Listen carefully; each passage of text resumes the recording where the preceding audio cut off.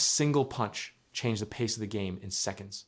In the middle of a heated playoff clash, Brandon Hagel dropped his gloves and struck Juraj Slafkovský with a right hand that sent him down to the ice. The moment unfolded fast, and within moments, it became the most replayed sequence of the night. The game between the Tampa Bay Lightning and the Montreal Canadiens had already been physical before the fight began. Players on both sides had exchanged contact along the boards. The pace remained high, and officials allowed play to continue through several heavy hits. That pressure built shift after shift, and it carried into the sequence that followed. Seconds later, Hagel and Slafkovsky engaged directly. Both players dropped their gloves without delay. They squared up near the play, and the exchange began almost immediately. Hagel stepped forward and delivered a right hand that connected clean. Slafkovsky fell backward to the ice right after contact, and the officials moved in quickly to stop the fight. Video from multiple angles shows the punch landing without obstruction. The contact point was clear.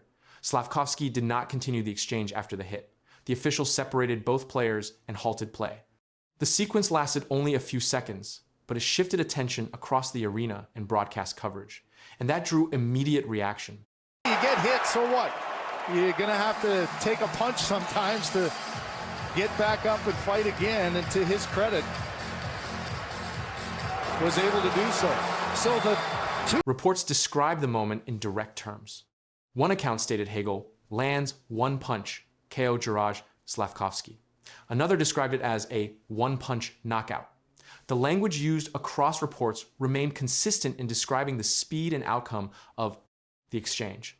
The footage spread across platforms within minutes of the incident, and that increased the reach of the moment. Slafkovsky remained down briefly after the fall. Medical staff and teammates moved toward him as officials maintained space around the scene. He was able to get up under his own power shortly after. The stoppage allowed both benches to reset, but the focus remained on the aftermath of the hit, and that held attention across the broadcast. The Canadiens bench responded after the sequence. Players remained engaged physically in the following shifts.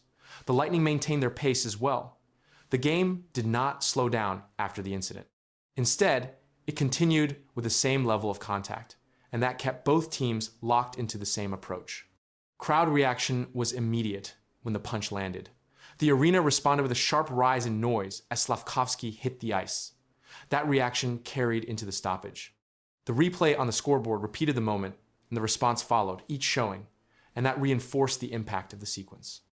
Across media coverage, descriptions stayed focused on the outcome. The phrase, "absolutely huge right hand," appeared in reports describing the strike. Another account noted Slafkovsky was knocked down in a fight against Brandon Hagel. These descriptions remained consistent in presenting the sequence without variation, and that shaped how the moment was reported. The timing of the fight also mattered. It occurred during a playoff setting, where each shift carries added weight. Physical play often increases in these games, but this exchange stood out due to its speed and result. The moment did not involve a prolonged fight. It ended almost instantly after the first clean strike, and that made it distinct. Officials maintained control after the altercation. No additional penalties were issued beyond the fighting majors. The benches stayed separated. The game resumed without escalation into a larger confrontation. That limited the incident to the two players directly involved, and that kept the focus contained. The replay continued to circulate after the game. Clips appeared across multiple hockey platforms. Analysts reviewed the mechanics of the punch and the reaction that followed. The sequence became one of the most shared moments from the matchup, and that extended its visibility. Slafkovsky returned to the bench after the stoppage. His shift status changed following the incident. Coaches managed ice time after the event. The Canadiens adjusted their lines as the game progressed. The Lightning continued their rotations without major change, and that reflected how both teams handled the moment. The sequence added another entry to playoff physical play this season. Similar incidents occur each year, but not all carry the same immediate impact. The combination of a clean connection and a quick fall created a moment that stood out. That distinction drove repeated coverage, and that kept attention on the play. As the game moved forward, the score and remaining time regained priority. Yet the earlier exchange remained part of the ongoing discussion. Broadcast commentary referenced it during later stoppages. The moment stayed within the narrative of the game, and that kept it relevant through the final minutes. 3 goals, 1 playoff game, And suddenly, the entire NHL is watching a different player. Juraj Slafkovsky didn't just score, he forced a shift in how he is being talked about across the league. Reports started changing within hours. Analysts pointed to one moment that altered everything. But what followed after that hat trick raised even more attention. Not just how he deploys him, whether it's a power play, first line, second line, he can drive it. But look at this. Vasilevsky 3 times up against a PK that's 3rd in the league. So 3 different spots that he scores from on the power play. Unpredictable. The moment came in, Game 1 of the playoff series for the Montreal Canadiens. Juraj Slafkovsky scored 3 goals in a single game. This marked his first playoff hat trick. The goals came during active play and were recorded across different phases of the game. Each one contributed directly to the team's offensive output, but the reaction after the game focused on more than just the score. Slafkovsky was deployed in key offensive situations throughout the game. His ice time reflected trust from the coaching staff. He was present in scoring areas and maintained positioning near the net. Reports described how he converted chances created during structured plays. The Athletic stated that he delivered when it mattered most, placing emphasis on timing and execution during playoff pressure. Before this game, Slafkovsky's development had been tracked closely. He was selected 1st overall in the 2022 NHL draft. His early NHL seasons included periods of adjustment. Analysts followed his progress in areas such as consistency and decision-making. The TSN profile showed gradual improvement in offensive contribution and increased involvement in team play. That trend was already visible, but Game 1 added a new level of output. During the playoff opener, Slafkovsky's role was not limited to finishing plays. He contributed to offensive zone pressure. His line generated repeated entries and controlled possession during several shifts. These sequences created multiple scoring chances. 3 of those chances resulted in goals credited to him. The structure of the Canadiens' offense supported these opportunities, but the individual results stood out. Attention after the game shifted quickly from the result to the implications. Opposing teams began reviewing Slafkovsky's impact during Game 1. A player scoring 3 goals in a playoff opener becomes a primary focus in defensive planning. Reports indicated that adjustments would be made in coverage and matchups. This response was tied directly to his performance, and it began immediately after the final whistle. The Athletic also highlighted his physical presence during the game. It noted how he used size to protect the puck and maintain control in contested areas. This aspect of his game had been observed before, but in Game 1 it appeared alongside efficient scoring. The combination of strength and finishing ability was identified as a key factor in the outcome. That combination became a central point in analysis following the game. Teammate involvement also played a role in the sequences leading to each goal. Slafkovsky was part of coordinated offensive plays. His line maintained pressure in the offensive zone and created repeated scoring chances. These chances came from structured puck movement and positioning. The hat trick was recorded within that system, but the individual execution remained the primary focus in coverage. The performance also triggered a shift in how his role is being described. Before this game, discussions often centered on development and progression. After Game 1, the language in reports began to change. The Athletic referred to the moment as an arrival point, linking the performance to expectations for top draft selections. This change was based on the timing and output of the game. TSN data continued to support this shift with measurable trends. His ice time had increased over recent games. His involvement in offensive plays had also grown. The hat trick added a high-impact event to those trends. It provided a clear data point that aligned with his upward progression. Analysts began comparing his current output to earlier stages of his career, and that comparison showed a clear difference. The Canadiens' overall structure also influenced the outcome. Their offensive system created space and movement in the attacking zone. Slafkovsky positioned himself in areas where scoring chances were likely. His ability to convert those chances was reflected in the 3 goals recorded. The team system provided opportunities, but the finishing was credited to individual execution. The timing within the playoff series continued to shape the narrative. A Game 1 performance sets the tone for the rest of the matchup. Opponents adjust quickly, and players who produce early often face increased pressure in following games. Slafkovsky's performance placed him at the center of those adjustments. Defensive attention is expected to increase, and that shift is already part of ongoing analysis. The Athletic included a direct statement linking the performance to expectation, noting that this is what top picks are expected to do in big moments. This quote connected the hat trick to a broader standard used across the league. It placed the performance within a category reserved for high-impact playoff contributions, and that connection continued to shape how the game is being discussed. Yeah, I feel fine. Obviously, it's progress, and there's a timeline, and you kind of have to follow that. So, but all in all, I feel pretty good, and it's just one day at a time. When was the first day you were on the ice? We were told you were going to be on the ice by yourself. How was it? Or how was it, and when was it? Yeah. It was. When was it? It's a great question. Early last week. Okay. It was the first time, and just progressed from there, got better, and it feels pretty good right now. But obviously, there's many steps still to go. Leon Draisaitl just broke his silence, and what he revealed is shaking the Edmonton Oilers at the worst possible moment, as the playoffs are right around the corner. His words did not confirm a comeback. They raised serious doubt, the team says. They are ready. But one key detail changes everything. And now the biggest question is no longer about winning. It is about who will even be on the ice. Leon Draisaitl addressed the media as the Edmonton Oilers prepared for the Stanley Cup playoffs, but his update did not confirm a return. Instead, it introduced uncertainty around one of the team's most important players. He confirmed that he has resumed skating, but only in a limited capacity. He said, I feel pretty good, but there is a timeline, and you kind of have to follow that. His recovery is progressing, but it is not complete.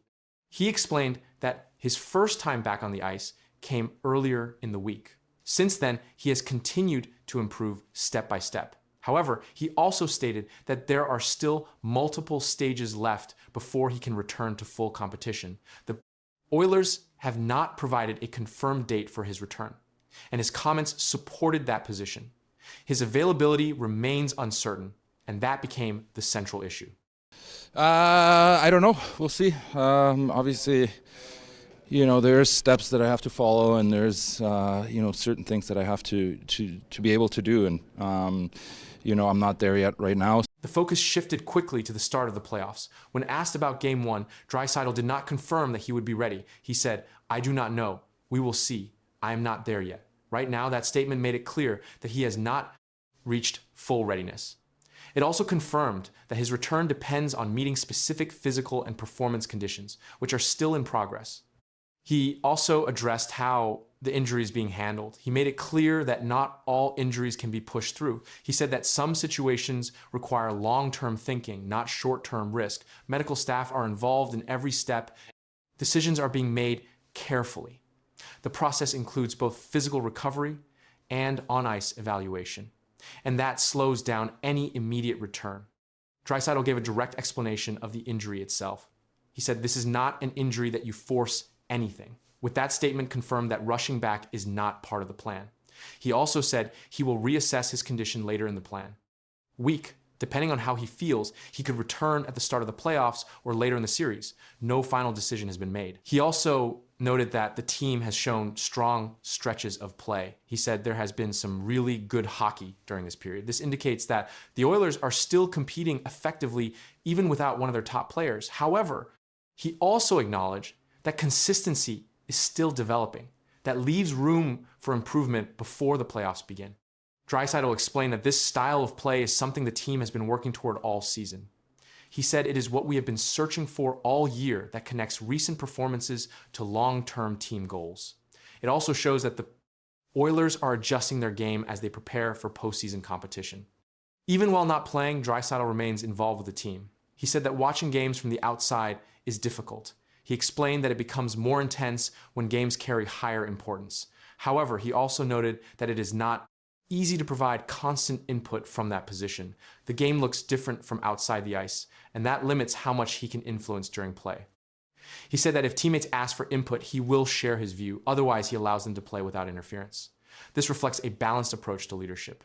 He remains present, but does not disrupt the flow of the team that approach. Keeps the focus on players who are currently on the ice. When discussing playoff positioning, Draisaitl made it clear that the team is focused on finishing the regular season in a strong position. He said they want to stay near the top of their division. At the same time, he stated that the team is capable of playing in any situation. He confirmed that they can compete both at home and on the road without concern about location. He also addressed expectations inside the team. He explained that the Oilers are not looking too far ahead. Instead, they are focused on finishing the regular season properly and preparing step by step. This approach keeps attention on immediate performance rather than future outcomes. Draisaitl then made a statement about the team's readiness. He said he sees a group that is ready to go and wants to go on another run. That message reflects confidence inside the locker room. It shows that the team believes it can compete at a high level in the playoffs. However, his own status remains unresolved. He has returned to the ice, but not to full competition.